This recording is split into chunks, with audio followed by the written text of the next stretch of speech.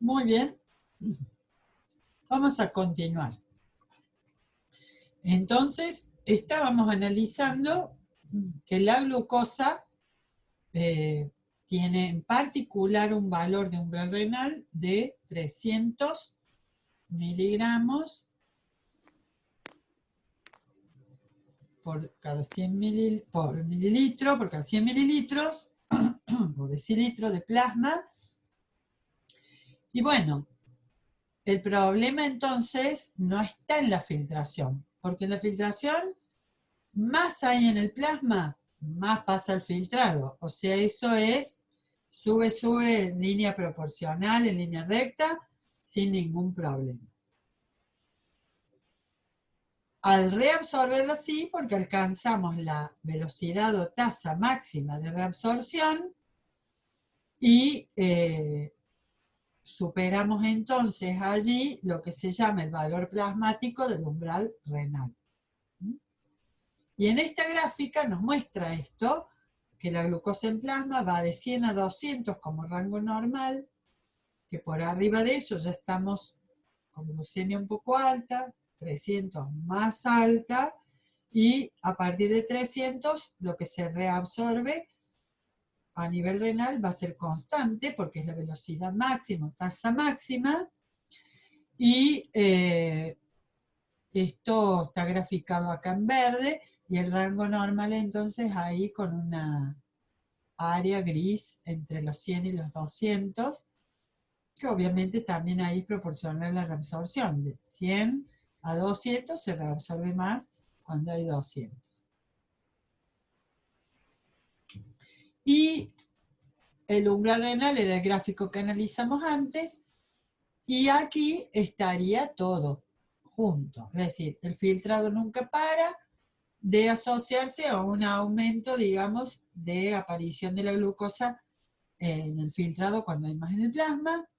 En la reabsorción en algún momento se plancha y se hace constante, y superado el umbral renal plasmático, que significa la saturación de los transportadores renales, aparece la línea azul, que es la excreción, que también obviamente aumenta si aumentamos la glucosa plasmática.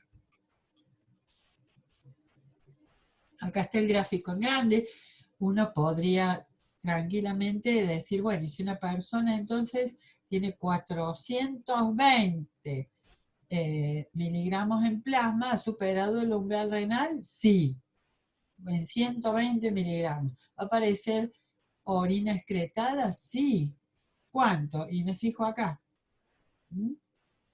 Entonces uno puede saber, digamos, bidireccionalmente, si tiene la gráfica, si yo a una persona tomo el plasma y le mido la glucosa en plasma, puedo sospechar que si su riñón está funcionando, digamos, normalmente, no está todavía dañado, cuánto espero que esa glucosa en exceso aparezca en orina, cosa que se llama glucosuria.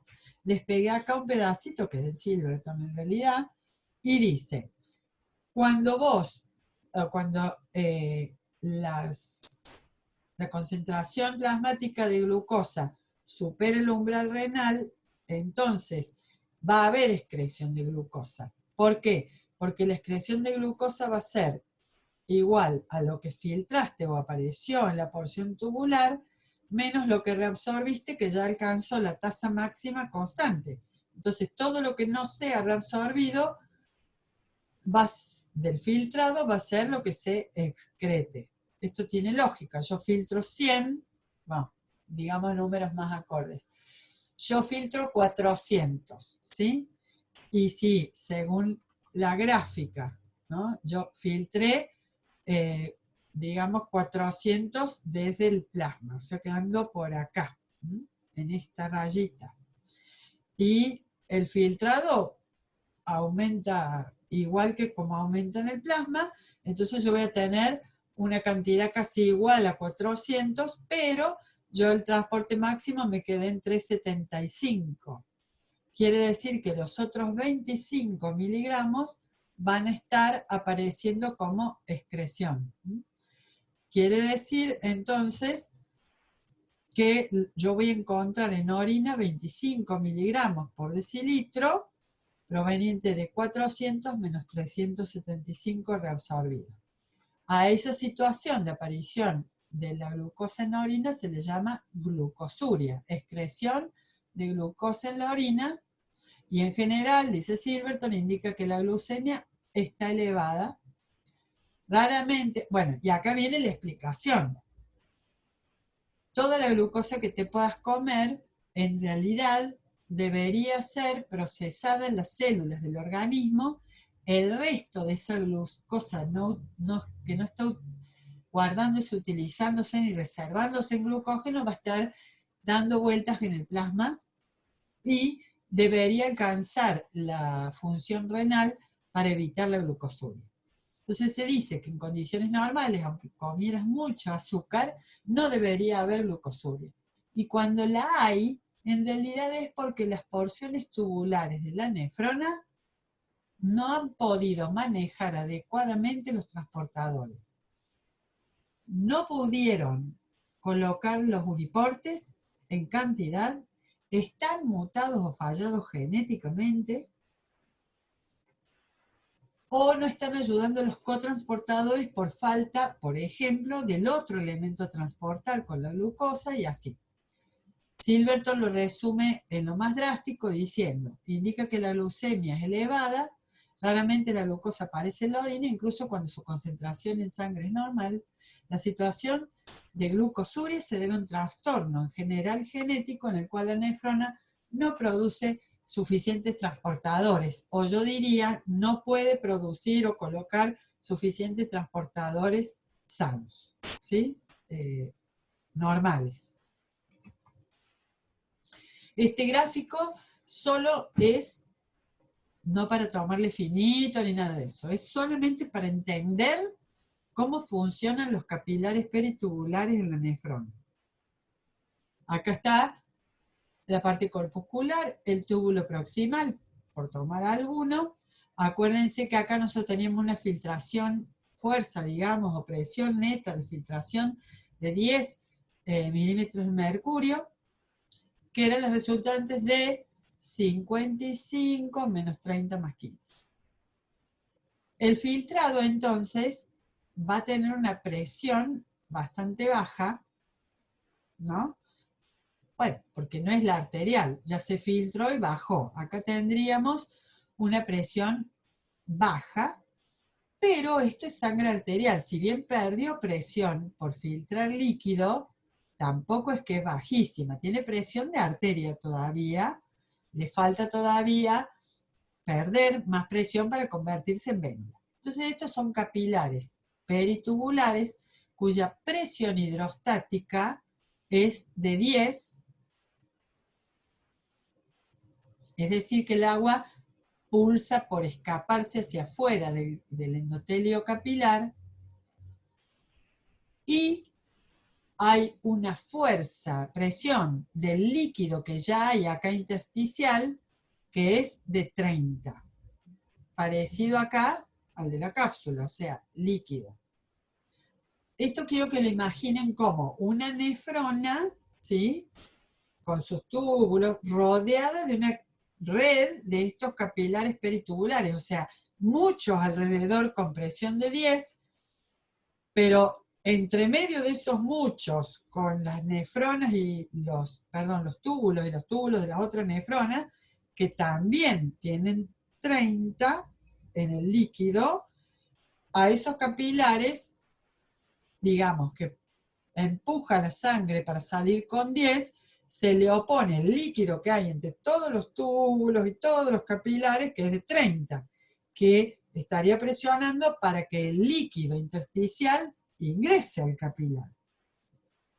Esto nos da como resultante en un riñón normal, que ha comido normal, que ha bebido normal, una fuerza neta de reingreso del líquido intersticial en la periferia de las nefronas, tratando de volverse a los capilares peritubulares con una presión neta de 20.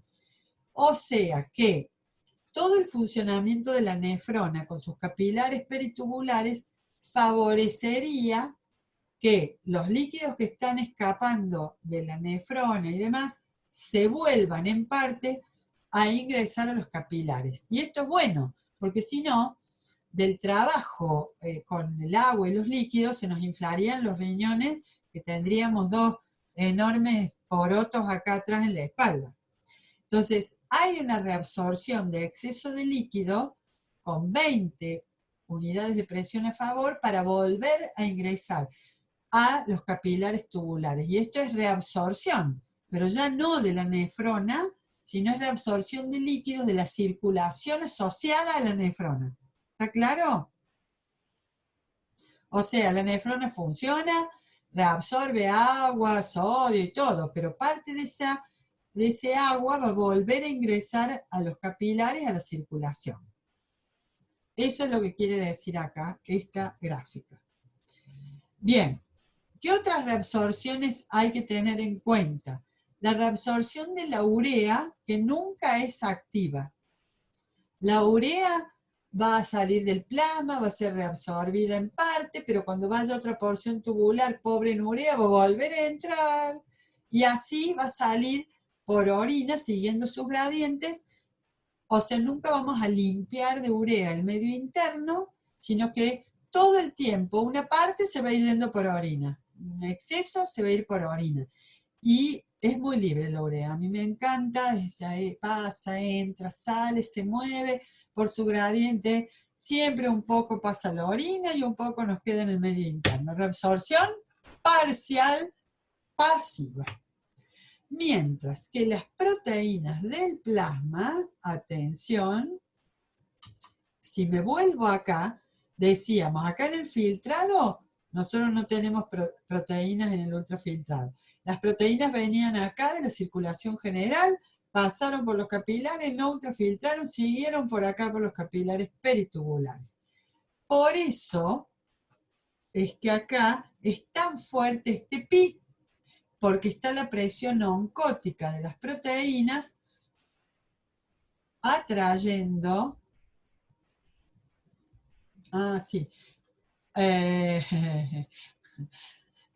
entonces este pi de 30, de volver a traer el agua, que no se nos escape toda la orina, si no orinaríamos 6 litros, o vaya a saber cuántos, entonces ese pi es debido a que acá hacen presión osmótica fuerte las proteínas, o sea, lo que denominamos presión oncótica. Bueno, las proteínas del plasma, entonces, siguen por acá.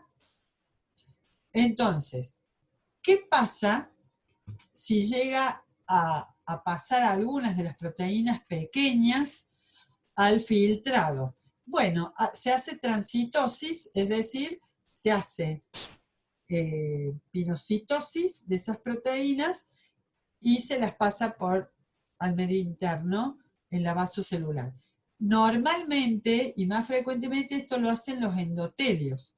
Entonces, ¿qué sucede? Que estos endotelios van a reabsorber proteínas, ¿sí? Si se pasaron al filtrado, lo van a reabsorber acá, o las mismas células tubulares por transitosis. O sea, globito, pasamos por la célula, globito. Vacuola, vacuola. Endocitosis, exocitosis. Transitosis. Bien. Y el último, el tercer proceso de formación de la orina es el de la secreción. Nunca me lo dicen bien en los exámenes finales y es porque trato de decirles mucho. Así que les voy a decir poco para que me digan eso poco y bien. La secreción, si recuerdan, no se fijen ahora en los títulos. Acá está la célula del túbulo, acá está la orina y acá está el líquido intersticial. Secreción tiene dirección al revés, es el medio interno sacándose excesos o tóxicos, bye bye hacia la orina. O sea que la dirección es de acá del medio interno que se lo lleve la orina. Las secreciones, hay algo en el tubo